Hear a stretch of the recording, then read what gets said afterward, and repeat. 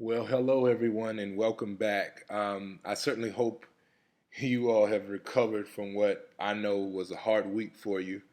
I want to give you some solace with everything. The thing I want you to know about the way I have to teach this course and the struggle that it is to teach a course effectively, a graduate level course.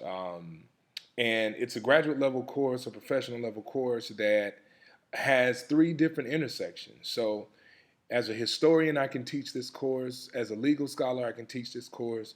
And as a health scholar, I can teach this course. And really, also as a race scholar, I'm teaching this course. So, what I'm having to do is orient you to how I have conceived race, law, and health.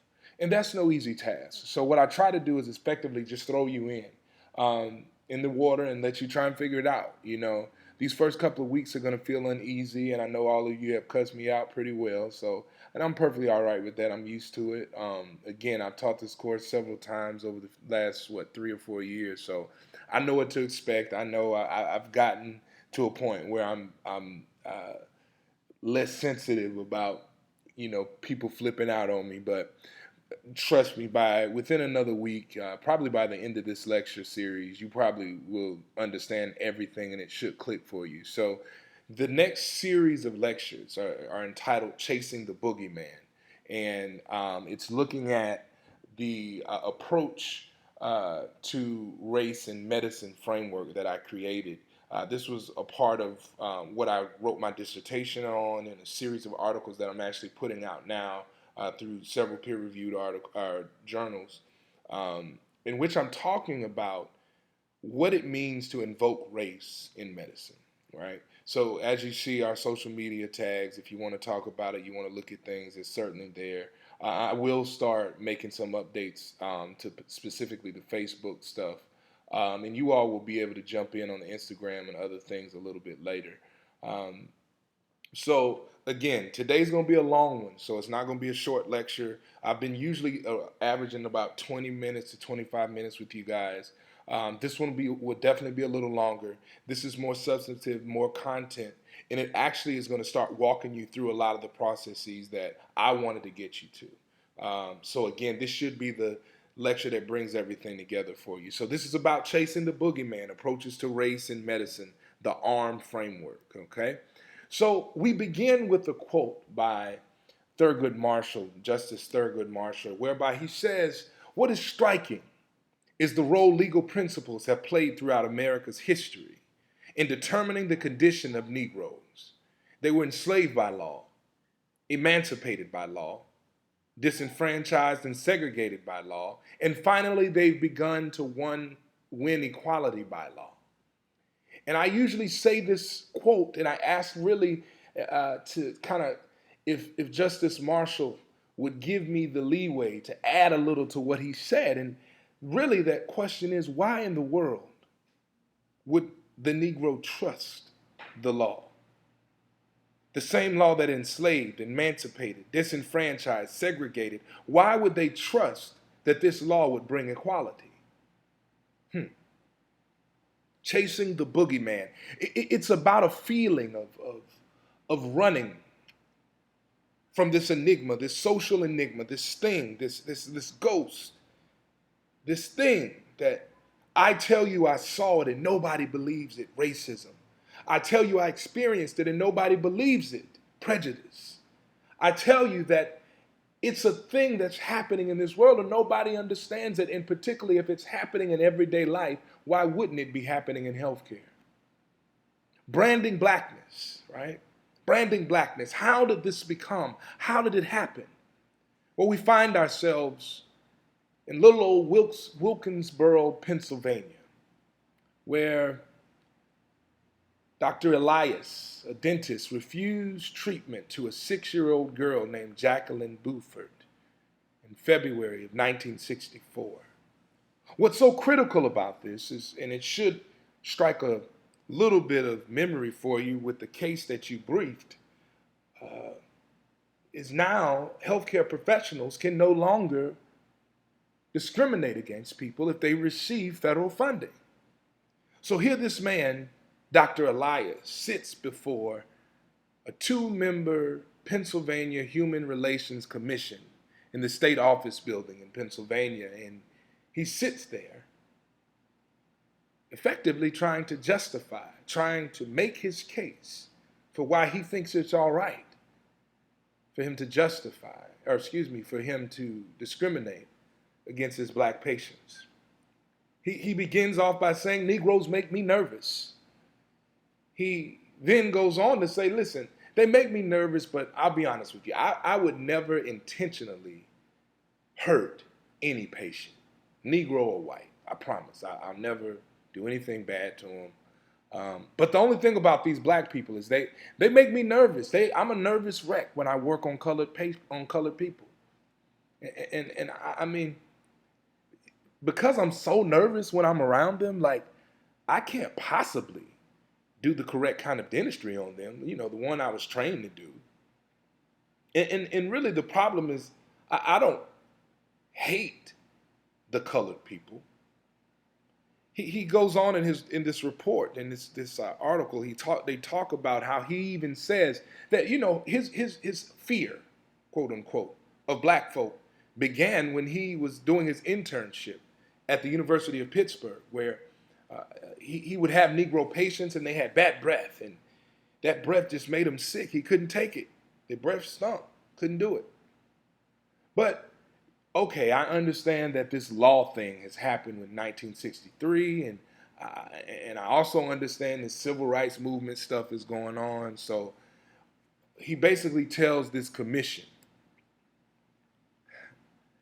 I'll take your colored children. I'm nervous, and I can't promise to control my drill.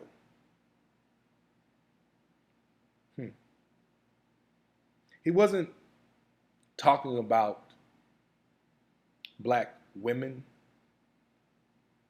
black men. Not that would have made it better, but he was talking about children.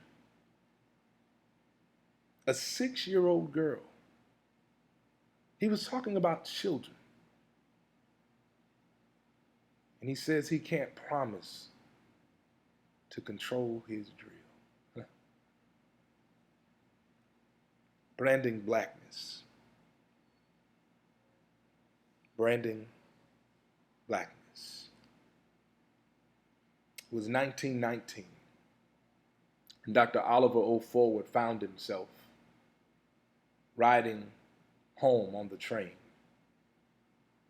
And Dr. Forward was sitting in a cabin with the cigar lit, and effectively he was telling a wonderful story to a bunch of men who sat around listening to him with his legs crossed, looking as comfortable and dapper as ever.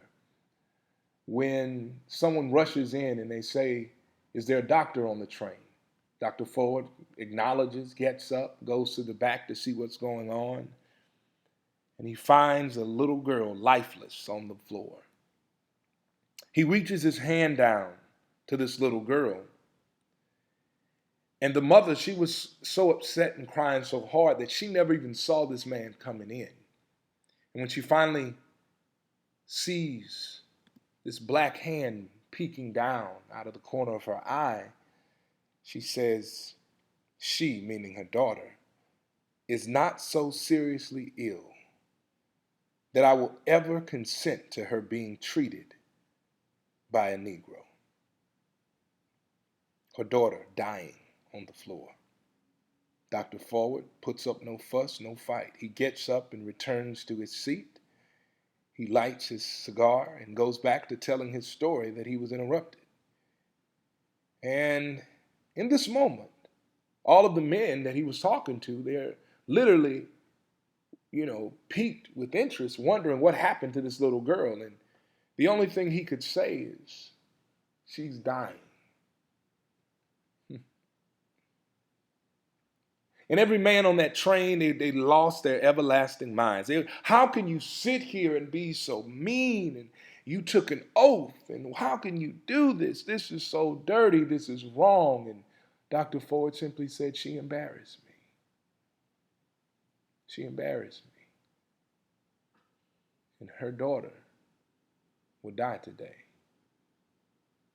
Branding blackness. So as this is happening, the father then comes back and he tries to apologize to Dr. Forward, and Dr. Forward dismisses him. Said, no, thank you, sir. Please, will you please help us? No, I'm all right. Thanks, though. And then it had to be bad because now the ignorant mother comes back. And now she's there, apologizing profusely to Dr. Forward. Please, Dr. Forward, save my child, save my child. Dr. Forward says no. And now everybody's on the train and they're like, dude, what happens if you switch shoes and the shoe was on the other foot, what would happen? And he said to them, no one helped my friend when she died on the vile Jim Crow South train. Their daughter will die today because she embarrassed me.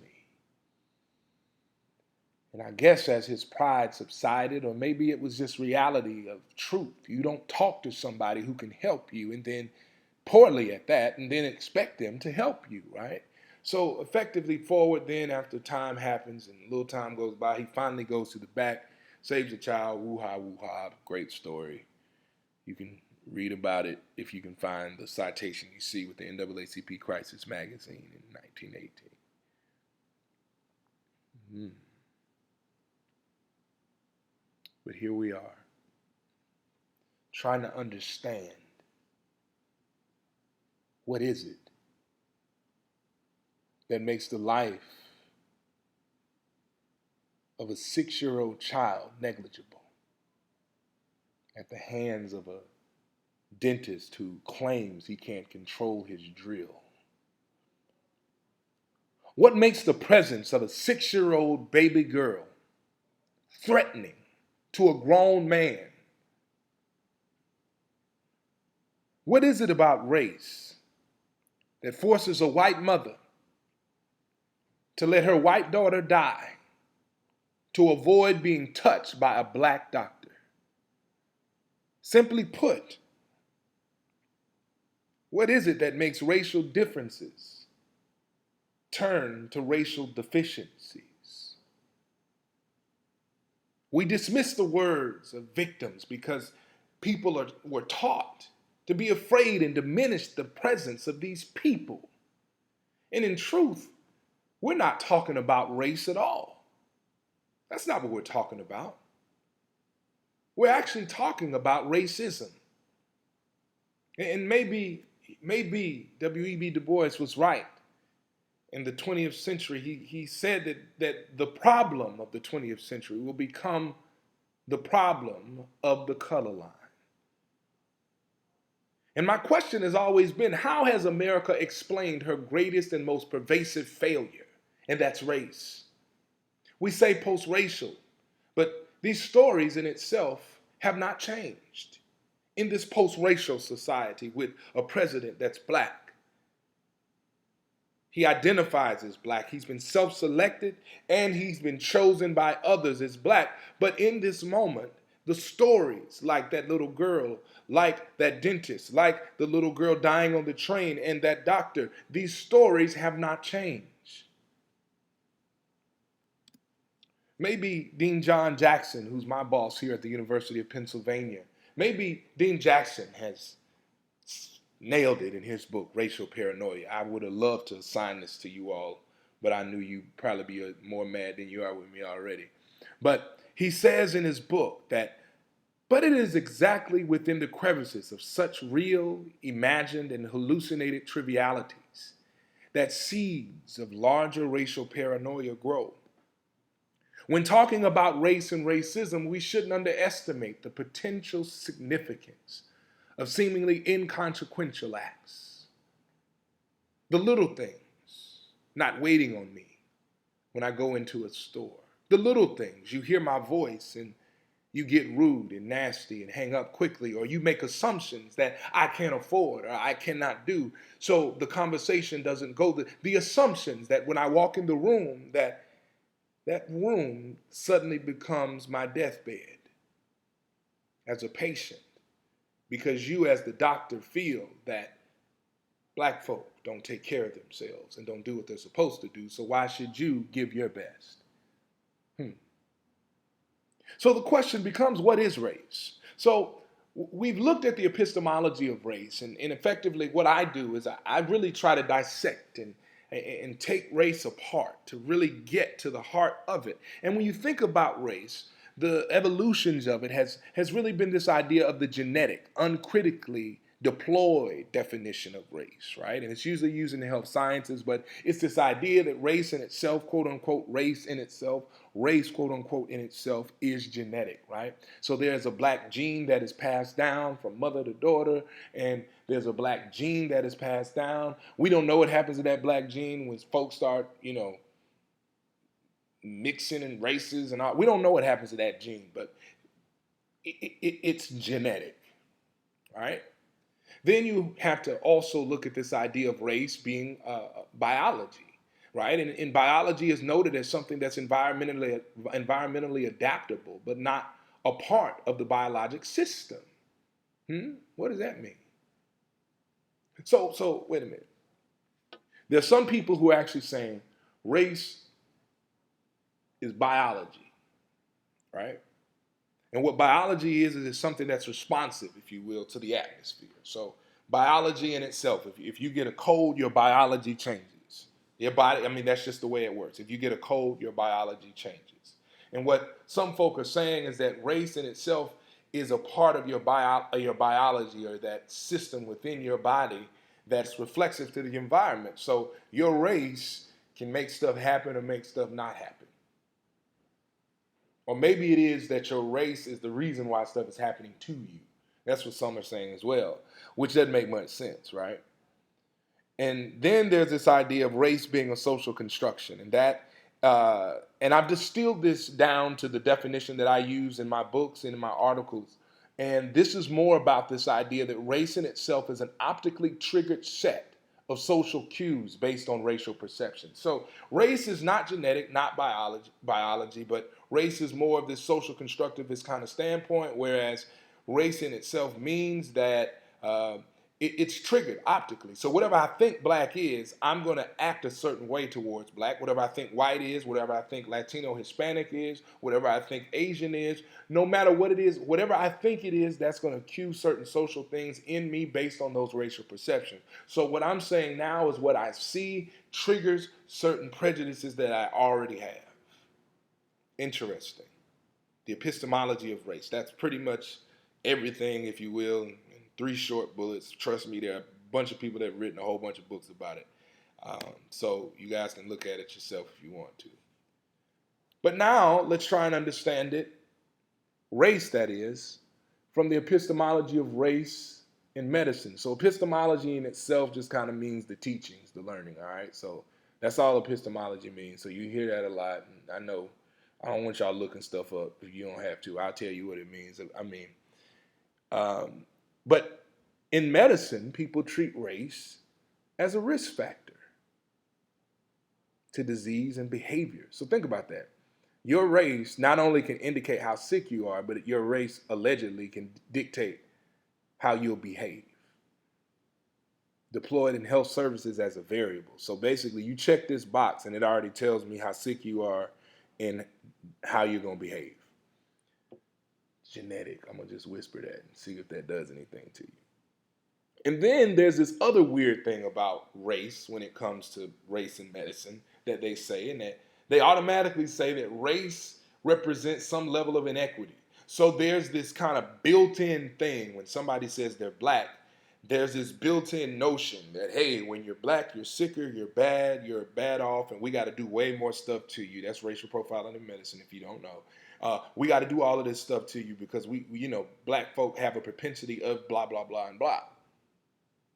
Interesting. It's implied. Nobody wants to just come out and say that because that sounds racist. And then forget racist. It just sounds stupid, right? But it's implied but not a part of the methodological considerations of measurement. So what does that mean?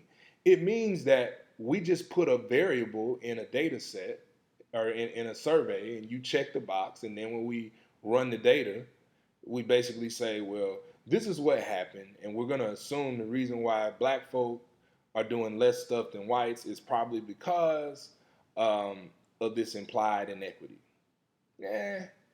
Not buying it, not cutting the snuff. And then finally, there's this idea of social construction of race. So the epistemology of race in medicine also pushes us right back. Notice I've not changed this definition yet, and I won't change it. Because I want to drill home that when you think about social construction of race, it's really about the idea that it's an optically triggered set of social cues. If it's optically triggered, there are some things that we must know and we must understand, right? So as soon as we see somebody, we treat them a certain way. Okay? So I'm gonna leave it there. I won't jump ahead. This will be in the next series for the lecture, or the next step for this series. But I won't jump to that. But I want you to keep thinking on that. And then the next thing that we really try and embrace is the idea of race theory in medicine.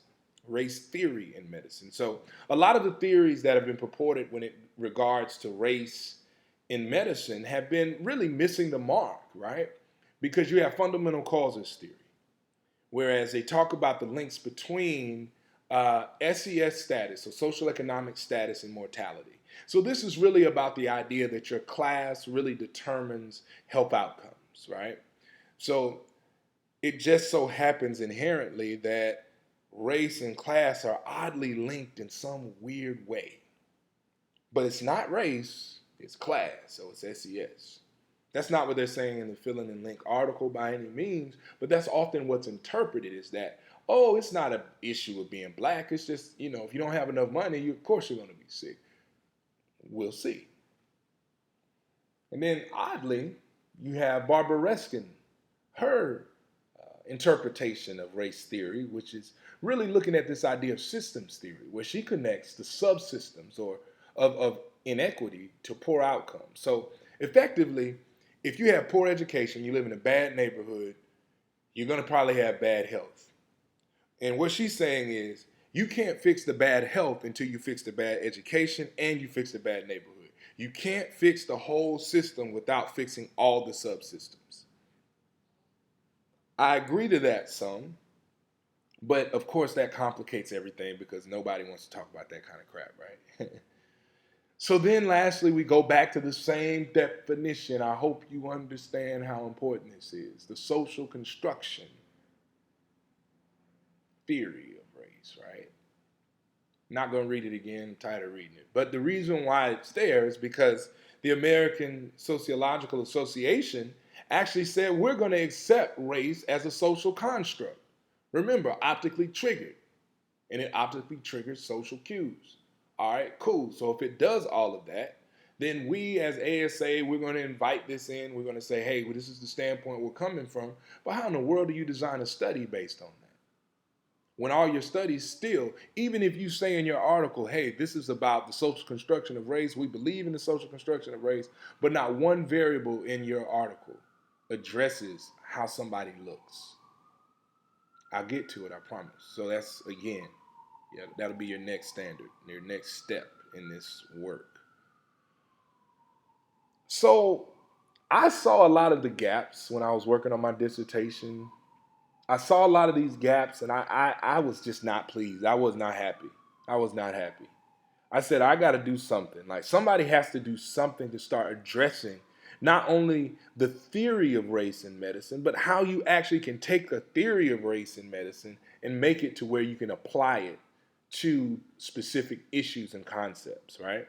So I created this framework called Approaches to Race in Medicine Framework, or to be cute and short, the ARM framework, because it's time to arm health disparities work with something more than just talk, okay? So that's really my little plug for my own work. So the book is coming soon, and you guys are basically my taste testers and see to make sure if all my stuff doesn't suck. But I think I got enough people working with me from Harvard to here at UPenn, Princeton, up at Columbia. So I got enough people saying that my stuff is good enough. So do y'all hold your brakes and, pump your brakes, I guess, hold your horses so don't get too mad at me as I'm taking you through a journey that I had to go through myself. But in this ARM framework, what I've done is I've set up 4 buckets, right? 4 buckets, 4 ways to start thinking about race in medicine that I won't say is, necessarily something that somebody else hadn't thought of or somebody else hadn't done, but it hasn't been distilled. It hasn't been put in one place so that it can be consumed in a collaborative way, right? And the complexities of race require a multidimensional lens. And I think this framework does that. It takes into account the historical stuff that's happened to people. It takes into account, all right, what were the historical mechanisms of racism? But it also compares that to what are the contemporary mechanisms of racism. So the first thing we want to know within this ARM framework is regard, right? So there are four pillars: regard, recognize, respond, and relevance. So how do we regard race, right? So when you think about race and all the definitions I just gave you, if you think race is about a genetic thing, then this framework isn't for you. If you think it's biologic, solely, it isn't for you. If you think it's solely social construction, guess what? It isn't for you. I have evolved as it comes to just simply sitting back and saying, oh, race is a social construction. Yes, it's socially constructed, but it's a lot more to race than simply just hanging your hat on this social construction argument. Then the next component is, how do we recognize race, right? So if we know how we regard it, how are we recognizing it? So obviously for those first, two, it's probably going to be, just putting a variable that says black, this, that, and the other, and keep it moving. But if you have some tinge that you think race is about how people look, if you look black, I'm going to treat you like you're black.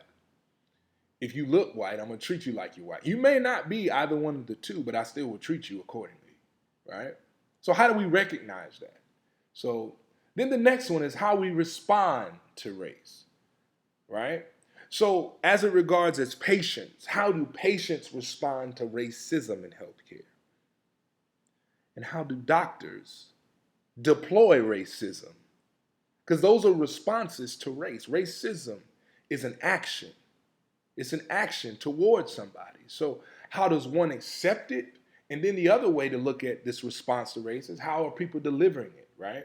So when it comes to chronic diseases, and this is something that you all will be more than well versed on by the end of this class, but when it comes to chronic diseases, and we have an understanding that if you have certain sickness, then you should get the following treatments.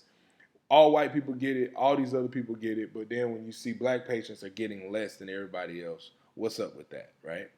Not talking about they don't go to the doctor, any of that kind of stuff. No. We both go to the doctor. Two people present. Person A, person B. After person A presents, they get everything they're supposed to get. After person B presents, they get everything they're supposed to. We adjust for all the factors: income, education, everything, severity of illness, all of those things. And the only thing that's different is race. What's up with that? Why are the outcomes different? So that's one thing. But then this kind of leads to my last point of this ARM framework, and that's the relevance of race. Because I don't think race matters all the time, right? So I say that because even as a race scholar, y'all, I get so tired of talking about race. I get really even tired of talking about racism, because a lot of times everything is not a racialized situation. Sometimes you just want a lollipop. Sometimes your team just scored, go Gators. Sometimes your team just had a great moment and you turn and high five the closest person to you, and you ain't gonna like not high five the white boy because he's white, and they're not gonna not high five me because I'm black. We're gonna high five each other and keep it moving. That had nothing to do with race at all, right? So the question is, in medicine, when does race matter? When do those organic moments that happen that have nothing to do with race make two people who are from two different backgrounds racially forget that race even exists? And honestly, I think we live in that moment in medicine way more than we live in the moments that we learn about in our class. And I'm not saying that we should minimize the things that we're learning throughout this course. I'm just trying to put it in perspective that everything isn't an inequitable situation, right? So let's hop into this idea of how we regard race. So that's all we're going to talk about in this video. It's just really the idea of regarding race, and then I'll probably do the other two in one video, and then the last one by itself. But the thing that I think is important for you to note as we move forward in how we regard race is the largest idea of critical race theory. So, what's the orienting theory or the theoretical position that I think could best fit the framework that we have presented before us? So, this ARM framework that we see, I think, is one that's interesting, right? So, it gives us a way to how we regard race. If you don't regard race as genetic or an issue of biology, then let's go ahead and skip to something that we do regard it. We do believe it's a social construction, but social construction is not enough. And that's what we're talking about here. So we really wanted to come and galvanize around the idea of critical race theory. Critical race theory was originally introduced by Delgado and colleagues. Really, Derek Bell, Alan Freeman were really the drivers using this idea of critical race theory that really emanated from critical legal studies. And Delgado and sorry about that. I knew I was going to do that too. I've been trying to practice it this whole time. But I'm going to not say her name and butcher it. So I'm just move forward because I know this video is going to get out. But nonetheless, I want to make sure that it's understood and known that when it comes to critical race theory, it's really looking at the fact that the law has always been declared as this kind of objective force. And critical race theories declared the law was not objective. And it required critical analysis of race and racism from a legal point of view, point blank and period. All right. So that's what this was all about. And as we moved through it, part of the things that we needed to know was in the way we regard race, using critical race theory as kind of our race orientation. So just imagine critical race theory as the compass that guides us through approaches to race and medicine. That's all I want you to think of it as. There are several tenets that kind of push critical race theory into my view of medicine, right? So there are a lot of different things that, kind of have come out of critical race theory. And today we'll kind of address some of the points that deal with medicine and race when it comes to CRT. So CRT is the abbreviated kind of new little colloquial thing most folks say about that. All right, so the first big tenet about CRT is that racism is normal, right? It says that racism is normal and whiteness is the standard when it comes to that orientation of CRT. And there was two big theses that came out of critical race theory that I will argue and we'll talk about, particularly in the next video segment, where we're actually dealing with recognition of race in health. But I think we'll also address them and skirt them today. But the idea of whiteness as property. And this was purported first by Cheryl Harris, in which she talks about the idea of whiteness as property and that whiteness is owned. And with that ownership, you can exclude people from being in that. But with that ownership also comes what they call white privilege. So we'll discuss that. Then Derek Bell, who's a major legal scholar up at Harvard, he talked about the idea of interest convergence and this whole factor of when whites actually do something, and not white people, all white people. We ain't talking about all white people because this is not an all white people issue. This is actually an issue of the white power majority. Not all whites subscribe to racism, so I don't want that to be articulated by any means. This is also about the idea that the power majority whites who are making rules and setting the laws, these are the things they're thinking about. But what Derek Bell said is this interest convergence issue is about the fact that when something good does happen from this power majority of whites, he's basically saying, guess what? They're not really doing it to help that minority population as much as they're doing it to kind of help themselves with some benefit toward that population. So the next thing that we look at within as a tenet of CRT is the social construction of race. And then there's the bounds of whiteness and blackness, and I'll talk about that. The differential racialization, we'll talk about that as well. Black-white binary, which is what this class is based on. Anti-essentialism, intersectionality, and counter-narrative. So let's hop into it. So this idea that racism is inherent is, as I said, whiteness as property was something that Cheryl Harris she did an awesome job laying this out, and just how whiteness is construed as something that folks can own. And with ownership, by law, what you can do when you own something, you can exclude who uses it and who doesn't, right? But based off of ownership, one of the amenities of whiteness is privilege. So Harris talks about that immensely. I was gonna have you all read that big old long article, but I didn't have the heart to do it.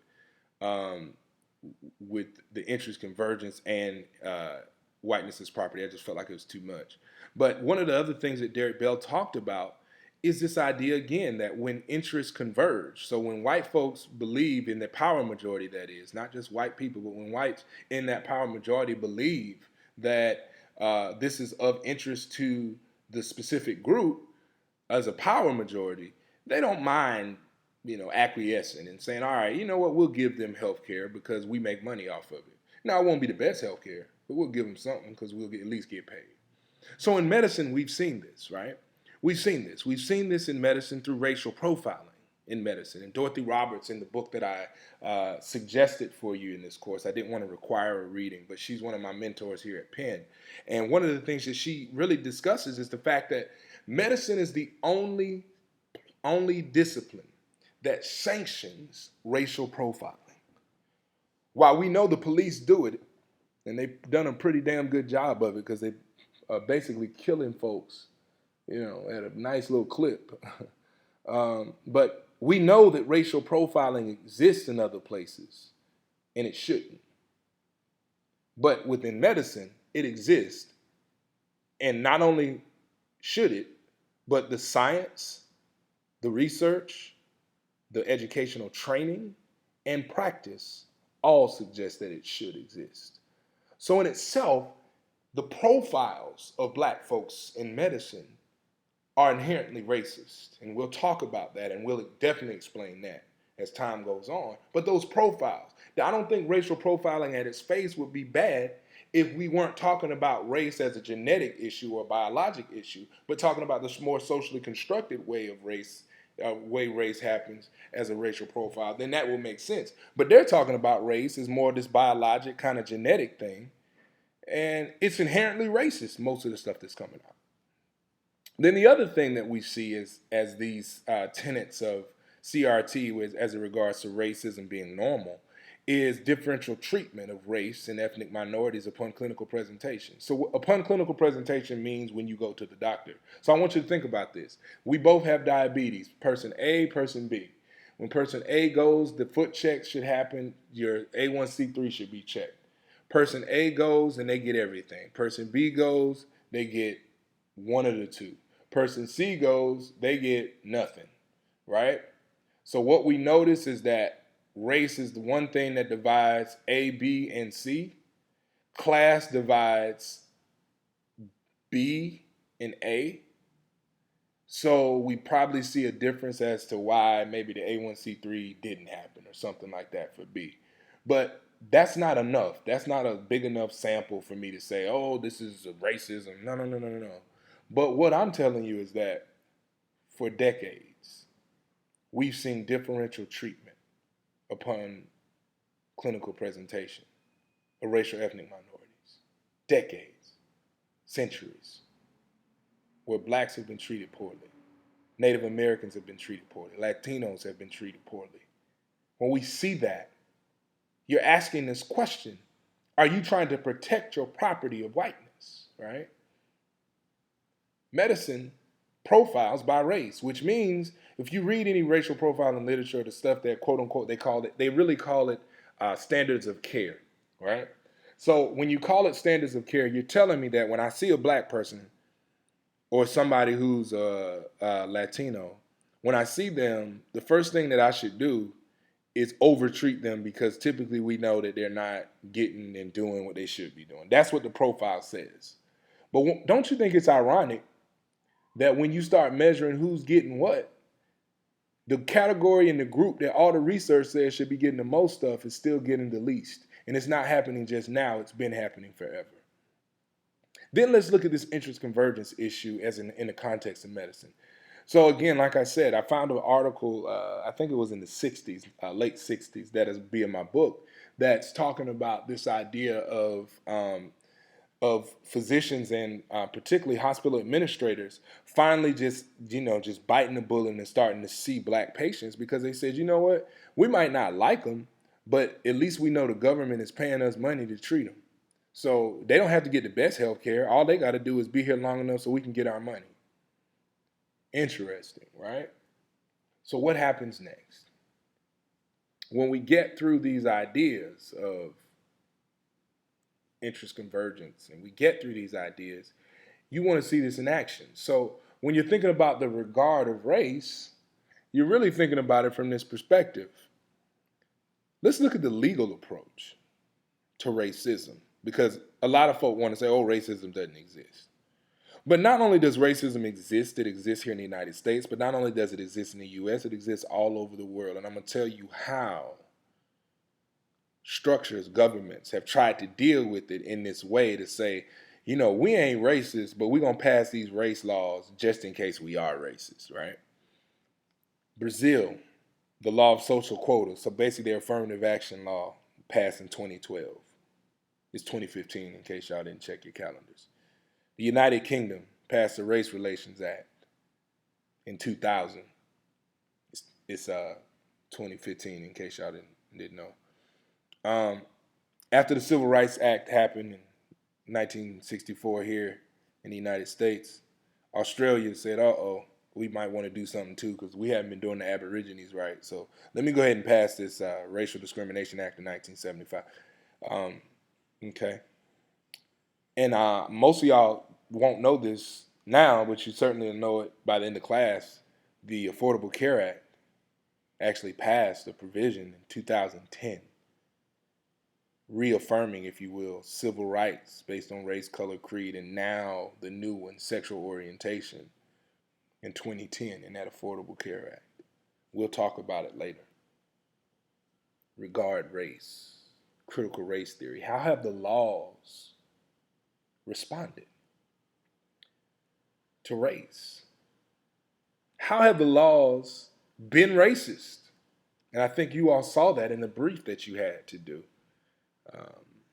for Macon v. State. And here I'm going to walk you through how to do a brief, but I'm also walking you through the case itself, in which you know well now. But the background, fact pattern of the case is following the Nat Turner slave rebellion, whereby Turner and a group of slaves killed 60 whites. Social mobility of slaves was tightened. So they didn't want slaves doing anything outside of getting beat and harvesting crops and doing all that stuff and taking care of their masters and being raped and beaten and all that. That's all they wanted them to do. And what really this was about is they were afraid that if folks started following suit in what Nat Turner did, then they assumed that everybody else would follow suit, because there were actually more slaves than there were white folk on those plantations, so they didn't want to be overpowered. So they effectively just made it legally easy to kill slaves and do whatever they want to do to them. So subsequently, those subsequent stricter laws were noted as insurrection laws, right? In 1844, Dr. Jack was a 60-year-old slave who practiced medicine just for over 16 years. And 1844, 60-year-old man practiced medicine for 16 years. Amazing. Patients portrayed Dr. Jack as an honest man who had done much good and not any harm. And the other thing that we see is that nearly 200 whites signed petitions, wrote letters, and swarmed to support Dr. Jack's existence as a physician. So what was the issue here? Who knows? Let's see. So what happened is the procedural history of this case was rather interesting. The first thing that we saw is that Dr. Jack was indicted and formally charged and pleaded not guilty in January 1844 at the circuit court level. The jury found Dr. Jack guilty. He filed a motion of new trial, and with that, it was denied. He filed a motion for an arrest judgment. And what that means specifically is it requests the courts to overrule a judgment in civil or criminal case on the grounds that it was granted in error. So basically, what the argument was on behalf of Dr. Jack and his camp in Macon, what they were really arguing is that the law says practice in medicine under the pretense of killing whites or some kind of insurrection activities. And really the issue was they said that he wasn't doing it under the pretense. He was actually a good doctor and he was practicing medicine. And that motion was denied. So this case finds itself up to the Supreme Court of Tennessee. And the Supreme Court of Tennessee affirmed the judgment of the lesser court, which is the circuit court. So notice the language that I'm using as I'm describing this, right? Notice that language. So then the next thing that we come to look at is the issue. So the issue in itself is to determine whether Dr. Jack was legally practicing medicine in the state of Tennessee. That's one thing we wanted to know. All right. So there could be several issues in this case, but I think this is really the main stickler right here, and this is what I wanted you to nail and hone in on as you were doing that. And if you hadn't done it, we'll talk about that in a moment. But the applicable rule of law in itself was the Act of 1831, Chapter 103, Section 3, prohibits slaves from practicing medicine under all circumstances. That's pivotal. Okay? And then the holdings of this case. So here are the holdings. So I'm answering what the holdings mean is you're answering the question. That's all I'm doing. So when you ask the question to the issue, now I want to answer it. So my answer is whether he should be practicing medicine legally. No, he should not. Pursuant to the Act of 1831, Chapter 103, Section 3, slaves shall not practice medicine under any circumstance. So it seems pretty cut and dry, and I think you all noticed that as well. That within the reasoning for the court, what the Supreme Court effectively said, the Supreme Court of Tennessee talked about, they determined the practice of medicine by a slave under any circumstance is considered pretext for insurrection activities. So, okay, I won't give commentary. I'll wait. I'm ready to hop on it already. And then presumably, for the safety of whites, it was thought most safe to prohibit slaves from practicing medicine altogether. That's a direct quote. The justices went on to interpret the Act of 1831's intent to mitigate evil and not decipher a slave's professional resolve. So this act was not written to sit back and try and say, oh, this slave can practice because they're nice, but this slave can't because they're trying to kill white people. They said, listen, blanketly, this was done to prevent all evil, and any black person practicing medicine should be considered evil. That's what they're saying. Not only does the court view slaves practicing medicine as lawless, but it also looks at those who aid the provision of land through the provision of land and knowledge. They're also culpable, right? So we got to start thinking about that. So even those whites who were getting treated, guess what? They're culpable. Even those whites who had slaves who practiced medicine and they said they were good and nice and this, that, and the third, guess what? They're culpable. So the new information that comes out is that slaves practicing medicine at its best or worst was considered an act purporting the death of whites. Even with good intentions, blacks, according to the state's highest court, should never practice medicine for the safety of white people. How interesting, right? So let's get on to the social construction of race tenet in critical race theory. This is, in one great way, one of the things I wrote my dissertation on, and in a bad way, it also showed me how I've evolved as a race scholar, because I used to think social construction was the only thing we needed in order to start understanding racism and how it operates in medicine. But I think critical race theory does that a lot better and more strongly when it regards to actual provision of services. But critical race theory certainly didn't throw away social construction of race. And the social construction of race is so important to the whole idea of what critical race theory stands for. So we're going to go through that a little bit. The social construction of race speaks to historically and politically flexible movements of race. It's also known as racial constructivism. It was adapted from racial formation theory or race formation theory by Omi and Wynot in 1994, and a lot of people have talked about it. But the biggest problem with the race formation theory is it really didn't deal with ethnicity very well, and it kind of does a poor job with the mechanisms issue. So we know racism happens, but it doesn't really talk about how. And I think social construction of race is just as guilty, but I'll get to that later. So we also notice that whiteness is normalized within society. So white people are considered the standard. White people are considered, basically if something happens to a white person, that means you messed up for real. And that's really what social construction has been saying, is that whiteness is really the benchmark for everything that's right, wrong, and different, and everything is compared around whiteness in a society. Discrimination is the underlying mechanism of social construction. So this is basically at an individual level looking at denial of service, or at a group level looking at certain policies or laws that restrict people based on some level of group membership, right? So social construction of race's problem, though, is that it's poorly defined, has poorly defined mechanisms at both micro and macro levels, and that's really just the truth of it. I mean, it's just hard to understand social construction of race because folks don't know how to measure it. So let's talk about some definitions. Some of the definitions for the social construction of race. Race is a phenotypically based classification. It's based on one's skin color, language, how you sound, not simply just what you speak, but how you sound. Because y'all have heard you sound black, and I always ask what does sounding black mean, and nobody actually wants to tell me to my face, and I think a lot of other big black men understand why folk don't try them with that kind of stuff. But what does that mean, right? What does have your hair? How does your hair tell us what race you are? And there are other physical attributes that are looked at, but mostly we're talking about the idea of optically triggered race. Ethnicity refers to cultural elements such as language, so actually what you speak, not how, but what you speak. Religion, nationality. Whiteness anchors the tacitly acknowledged racial hierarchy through social, political, and economic control.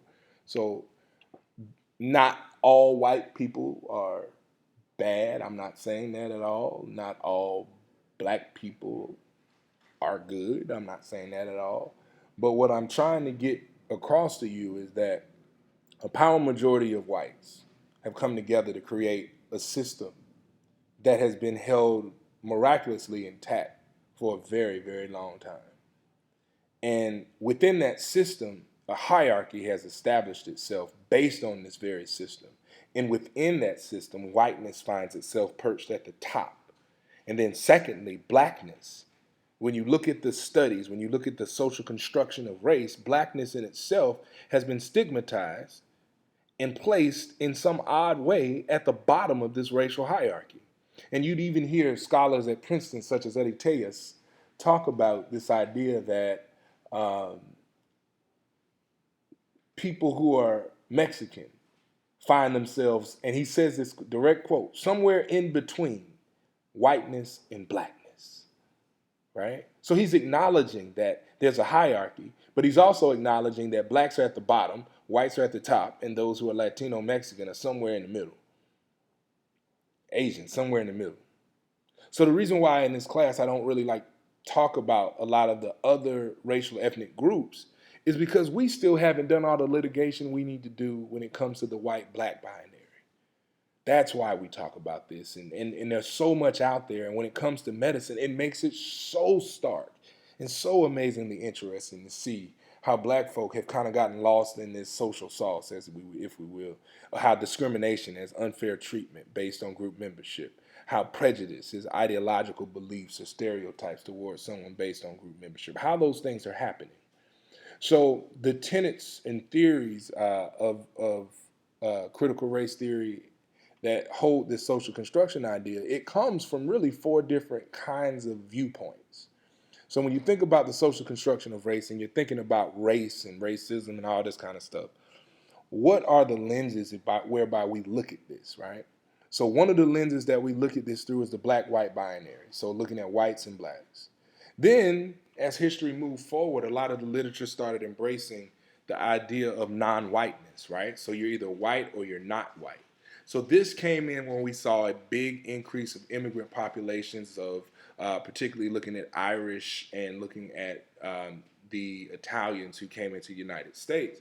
There were some very interesting studies that were done, and it basically said it's not about simply white and black people. We need to expand this to look at how the Irish and the Italians were talked about and done wrong and discriminated against and all those other kinds of things.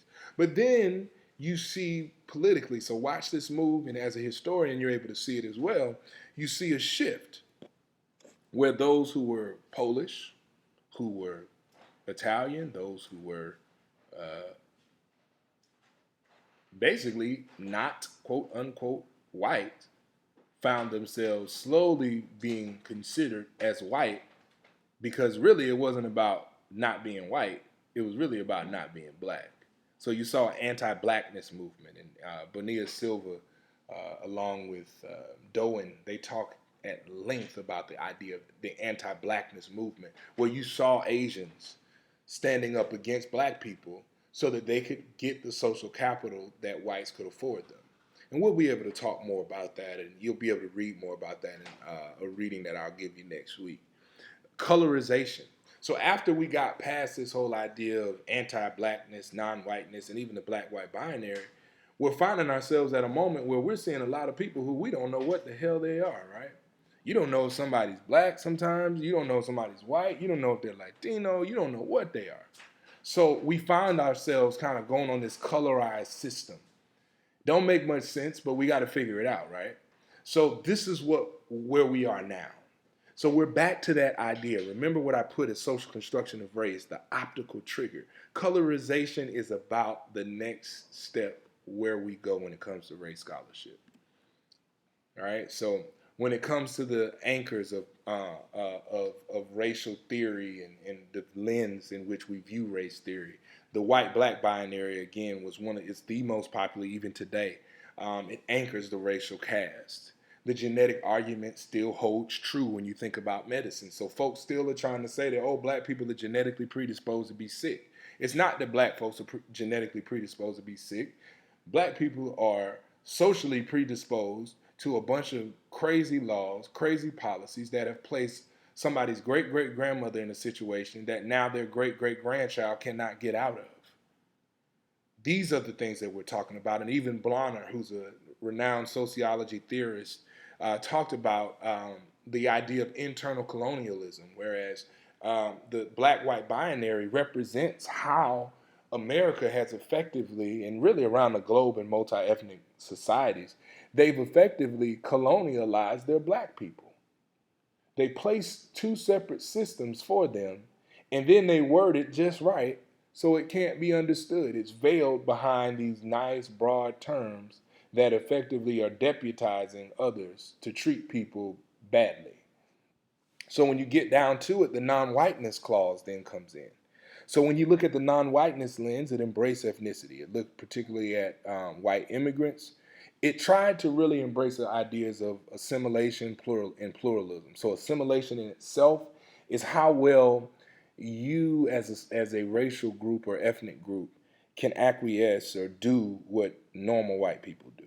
That's what assimilation is. Assimilation is basically about the idea of someone or a group being able to do what the normal standard is. That normal standard has been established already here in the United States by the power majority whites. Pluralism is about being able to coexist, maintaining your cultural norms as well as understanding and doing the cultural norms that are required of the power majority of society. And then social distance, and I jokingly say that social distance is assimilation and pluralism's love child, right?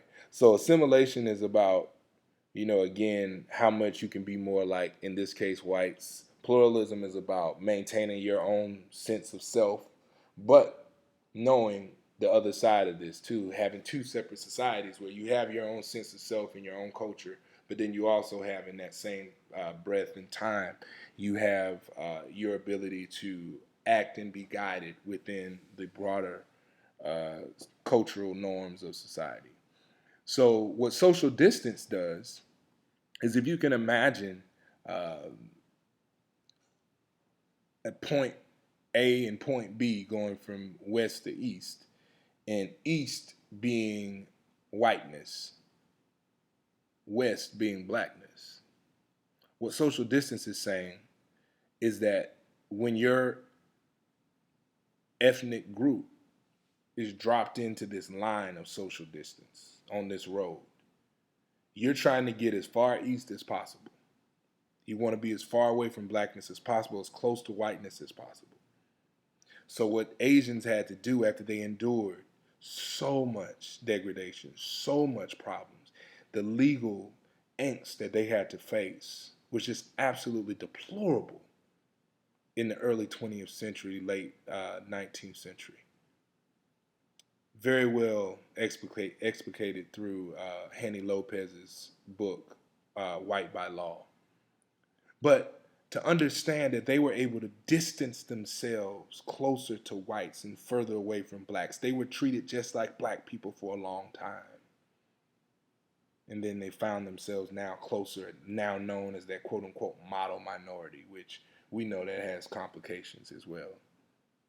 So that's where we are with non-whiteness. But then there came this anti-blackness thing. From this social distance issue, folks came back and said, all right, as long as we're not near black, conceived as black, mistaken as black, we'll just treat black people bad. So what did they do? Politically, they aligned themselves. They did the things they had to do to get stuff. So it emanated from white immigrants and then expanded to Asians and Hispanics.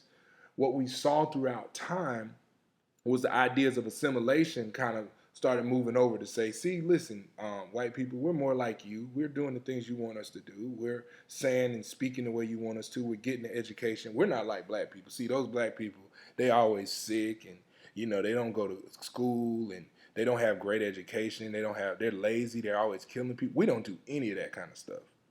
So we want to be more like you guys. So allegedly through this theory, this idea of social distance, what they were basically saying is they gain more privilege than blacks. So laissez-faire racism, which is talked about by Lawrence Bobo up at Harvard.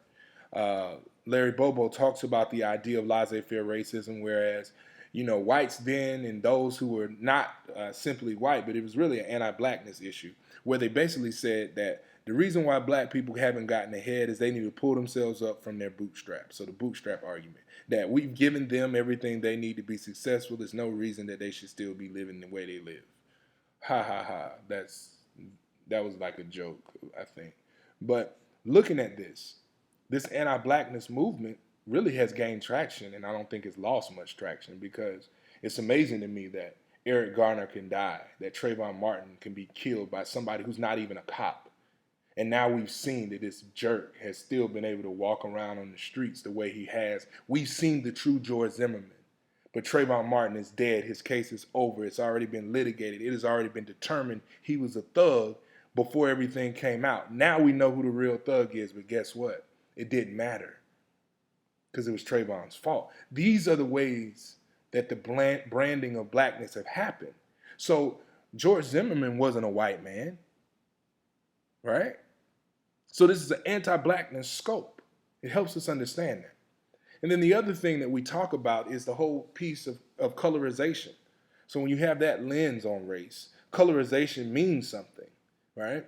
So previous theories tout social construction of race without explanation.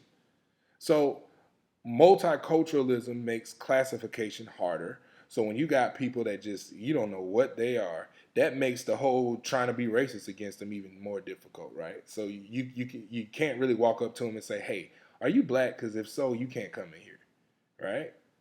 But it also took a move back to ethnicity. So the thing that I always think is funny when it comes to ethnicity, Asians, Native Americans, Latinos, Hispanic Latinos, Mexicans, all get that ideal ethnicity acknowledged. Whites and blacks don't. Whites, certainly important. Blacks, interestingly, are not labeled with ethnicity. None of the governmental documents really acknowledge ethnicity of black people. And certainly in research, particularly in biomedical research, they could care less about ethnicity among black people. And the reason why is because of the next tenet of CRT. anti-essentialism. Anti-essentialism basically tells us that we've got to disaggregate people's behaviors, cultures, and bodies from their race and perceived race. Basically, the reason why you don't see ethnicity acknowledged for black folk is because they say, you know what, all those black people are the same. All of them look alike, all of them act alike, all their health is alike. So what does it matter? That's why racial profiling can work, because they're all the same. Look, sound, behavior, health, so much more are different when considering race. So why are we not talking about that? Why are we not presenting that narrative? Right? Anti-essentialism is just something that has it's shocking when there are a lot of friends that I've had that I've met when I was at the University of Florida, who had honestly and shockingly, scarily never been around black people, and they're like, "Oh my gosh, I thought you would eat this and talk like this, and you're so cool," right? And I know some have experienced these kinds of moments, and you want to just say, "Yeah, Jackrabbit, I'm not, you know, yo ghetto, speaking crazy all the time. I can say whatever I want to say. Whatever I say doesn't mean that makes me black or not black. It just makes me Kevin." And that's what people have to understand. This whole anti-essentialist argument is about disaggregating the way people are from their race, right? The next tenet of CRT is intersectionality. And intersectionality in itself is really this whole idea that society does not compartmentalize its prejudices or discrimination by isolating one's group membership to a certain category, right? So the thing that you've got to note is that when we think about what our membership or group is, right? So I'm an African American male. I do not like the term African American. I'll tell you guys why in the next lecture. I don't prefer that term. I prefer the term black. But as an African American male, quote unquote, I'm consider myself black. I consider myself male. I consider myself tall. I consider myself a professional. I have a PhD. I consider myself also someone who looks like I could be an athlete. Does that mean anything? I don't know. But guess what? I can't separate what I present to people and say, ooh, I want to show you that I am a male and I have a PhD. No, no, no, no, no. My presentation of all of the things I just told you, minus my degree, is pretty much what people see on their own. And based off of what people are saying, quote unquote, on their own, does that provide a better or worse experience? We can't take apart what being black and a woman. We can't take that apart. And as I like to talk about the nesses and isms, right? We experience our nesses, our blackness, our manness, right? Your womanness, our educatedness. We experience all of those things in collaboration with society's isms. So we have to start asking ourselves the question, are we truly measuring the intersectional qualities of people? Kimberly Crenshaw thoroughly explicated how black women's perspectives have been missing from the literature when considering CRT. So these are all important things. And then the last and final thing, and we'll be ready to wrap up. I'm tired of talking. I know you're probably tired of listening, and I saw you roll your eyes. Don't do it again. The last part of this CRT is the counter narrative, and we've already talked a little bit about that, and I've been prepping you for that, and you didn't even know it, but I've been prepping you for this as we have come to this point. The counter narrative speaks to the twin theme, as Delgado called it, of intersectionality and anti-essentialism. So presenting the perspectives to show likeness and differences in groups presumed to be the same. And in medicine, we see this idea of counter narrative is talking about, let's say, black men in healthcare. We hear a lot about black women in healthcare and the disparities, but black men, oddly, don't get a lot of love, right? Ethnicity and blackness. Where's the counter story there? Most people don't realize this, but not all black people are the same. If you're a black man born in North Carolina like I was, and I have a doctor that is from Nigeria, guess what? Most people think because we look alike skin color wise, that's going to mean we're going to have the same culture. Those are two totally different cultures.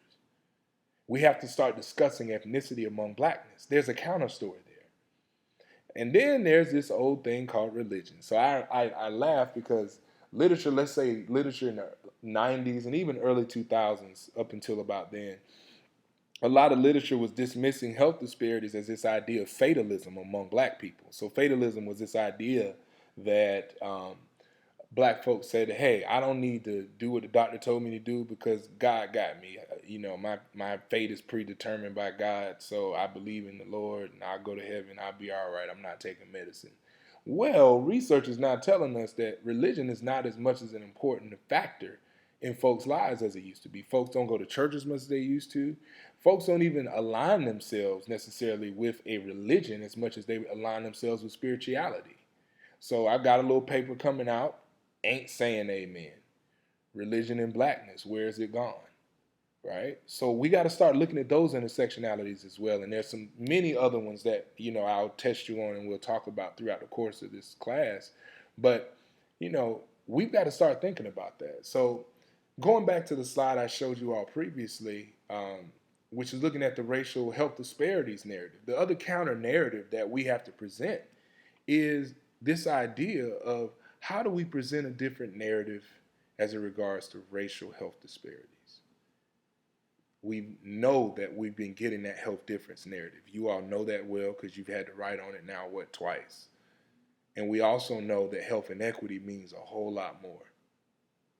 So now the question is, how do we tell that counter story? The approaches to race in medicine's framework is doing that. And again, race as a social construction, it shouldn't be brushed away from biomedical research, but it should also not simply dismiss biology as well, because biology, that argument between race being a social construction and biologic, it would be interesting to see if we can find a way to find a happy medium between the two. And I think my framework, the ARM framework, does that. I think it can embrace the idea that biology is more responsive to social environment than skin color. And it's an idea that challenging this whole argument of medical deviance among race groups, we're able to actually prop up the source of health inequity, and that's racism. Not, you know, equivocating and saying, oh, this is unequal advantage, or it's prejudice, or it's discrimination. It's racism. It's not, you know, you wouldn't have done this if there was another group. You did it because of the race of the group that they were, right? Call it what it is. I don't want you to ever be bashful. When you leave this course, I hope that you have enough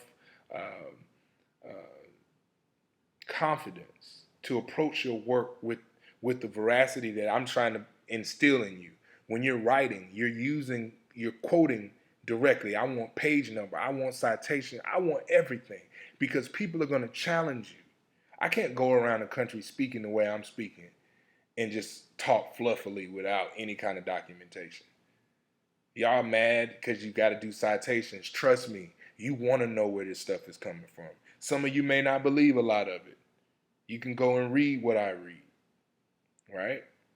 The trust of many multi-ethnic societies is built on this whole narrative of the inferior patient or inferior racial person, the bad boogeyman black guy, right? Oh, the reason why Eric Garner died is he should have he was too big, so we had to choke him. Huh? Did you all read that police report on Mike Brown? Did you read the police report where that man, that murderer, actually says that, oh, I shot him and he smiled, so I assume he liked getting shot. It was just like he wanted to get shot more. It was like he was He-Man, and I just kept shooting him. Huh? I don't know about any of y'all, but I'm allergic to bullets. There's no way in hell somebody can shoot me as many times as Mike Brown got shot, and I'm going to quote-unquote smile saying I like it. Are you serious? But people are able to do that because of this idea of the difference narrative, because they believe that Darren Wilson did nothing wrong, nothing inequitable to Mike Brown.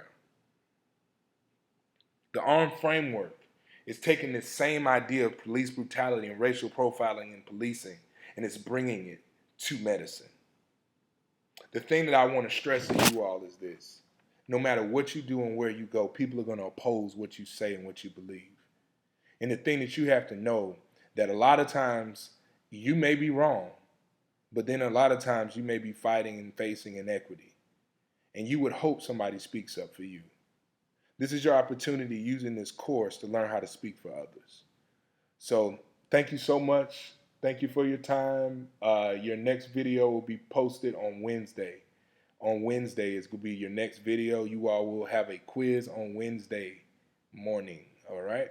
Thank you so much and take care.